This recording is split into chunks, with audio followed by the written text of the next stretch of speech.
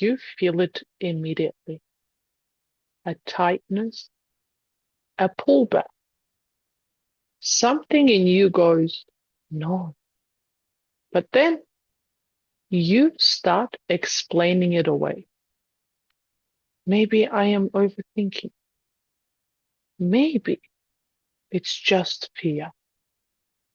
And now you don't know what to trust. Today, we're looking at the teaching from the Wisdom of the Universe by Neale Donald Walsch. The question, should I always trust my feelings?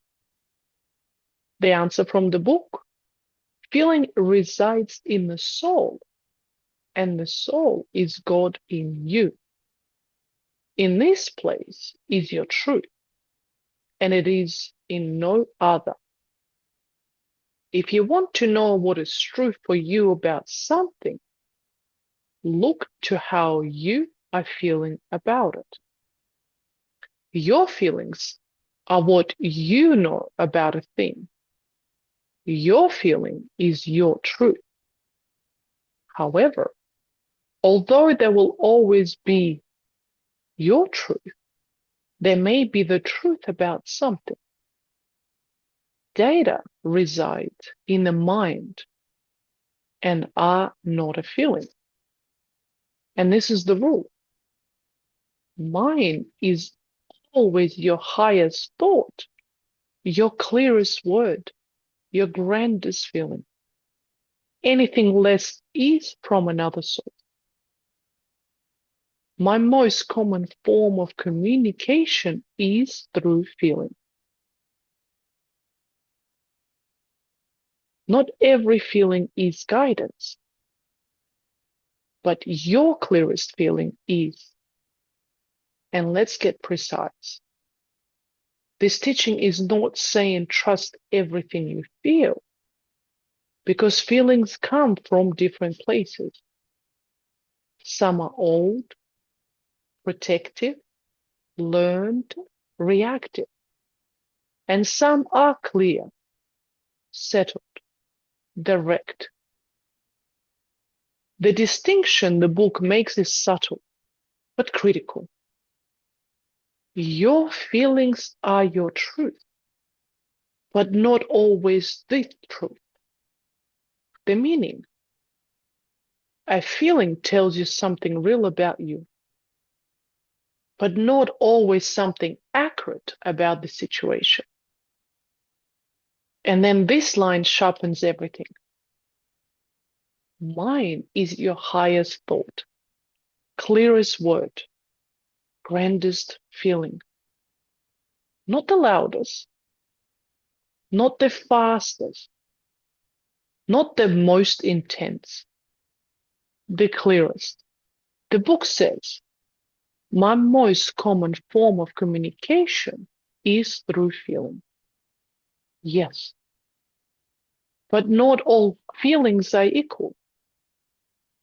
This is where it becomes real. Guidance doesn't feel like chaos. It doesn't argue with itself. It doesn't spiral. It is often simple, direct, quiet, and inconvenient. And this is what it looks like in real life. You are in a conversation. Something is slightly off. You feel it, a small contraction in your chest. Immediately, other feelings come in. Don't be difficult. Maybe it's nothing. Just let it go. That's noise. But underneath that, there is something cleaner. I don't like this. No story. No drama. Just clear. And instead of overriding it, you stay with that. You don't escalate. You don't shut down. You don't perform. You say, Something about this doesn't feel right for me. That is not reaction, that is discernment. Another moment, you are about to make a decision. You have thought it through. Everything makes sense. But your body feels tight, heavy, closed. That's data meeting feeling. So you pause, not to spiral, to listen. And then a quieter feeling emerges. This isn't mine. You don't need to explain it perfectly. You just don't move forward with it. That's trust. This is not about becoming emotional. It's about becoming precise. You are not following every feeling. You're learning to recognize which one is actually true. I had a moment like this. I was about to agree to something. Logically, it made sense. On paper, it worked. But my body felt off. Not anxious, just closed. My first thought, don't overthink this. Old pattern.